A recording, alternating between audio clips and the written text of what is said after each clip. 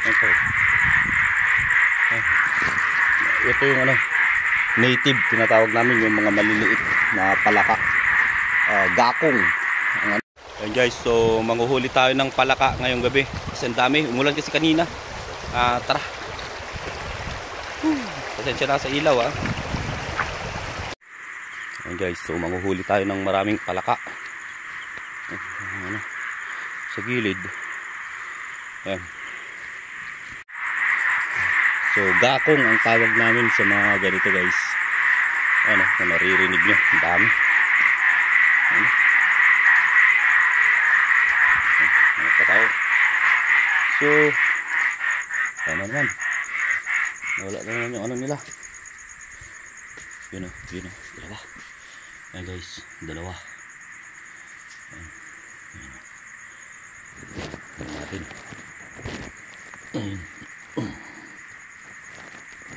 Masarap to guys na adobohin. Kasi mga native to eh. Ayan, yun pa. Sabi natin tumalon. Wala, tumalon ulit.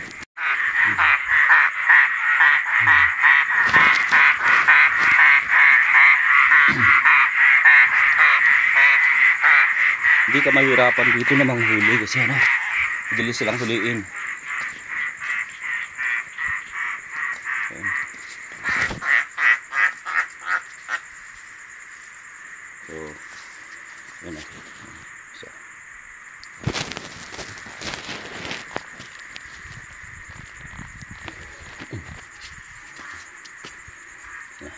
wala na.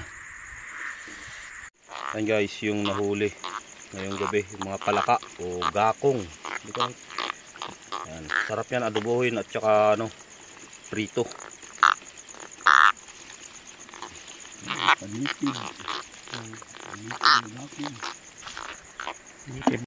Ayan guys, good morning. Ayan, i-adobo na natin yung nahuli nating palaka o native gakong dito sa amin.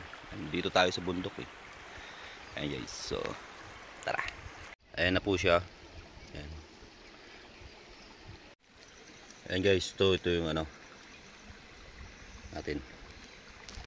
Ayan guys, dito tayo magluluto. Ayan, kahoy ang gamit natin. Ayan natin yan. Ayan, lagyan na natin ng mantika. Ayan. Kunti lang yung mantika natin guys, hindi tayo nakakuha ng marami. Ayan. Natin tong ayan, init na. Pwede namang natin yan. Ayan. Ang mga rekado. Tapos haluin natin ng konti. Ayan.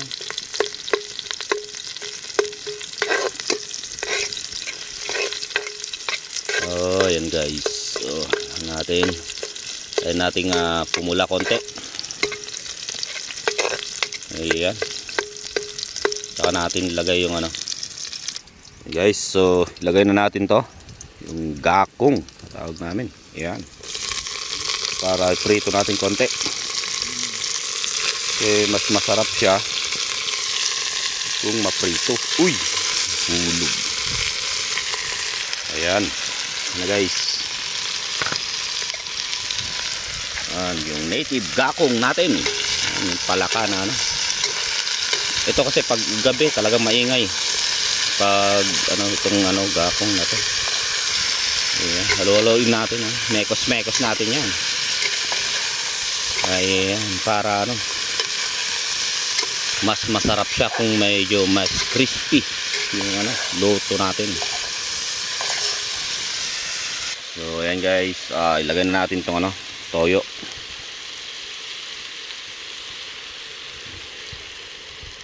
Ayan, mekos natin ulit. Ay, sarap na ito guys. Native kasi siya.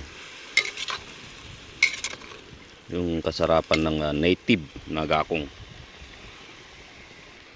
Ayan, mekos natin. Antayin natin ano, yung mawala yung tubig niya. para luto na siya. Ayan guys. Ayan guys, malapit nang maluto yung mekos-mekos natin, yung adobo nating gakong o native na gakong. Native po yan kasi maliliit, masarap po ito. Ayan, gakong o palaka. Yan o, sarap. Ayan guys, so titikman natin.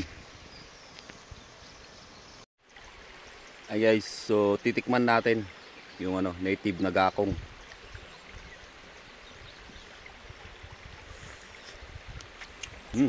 Sarap. Kasi kahit yung yung buto niya, pwede mo nang kainin.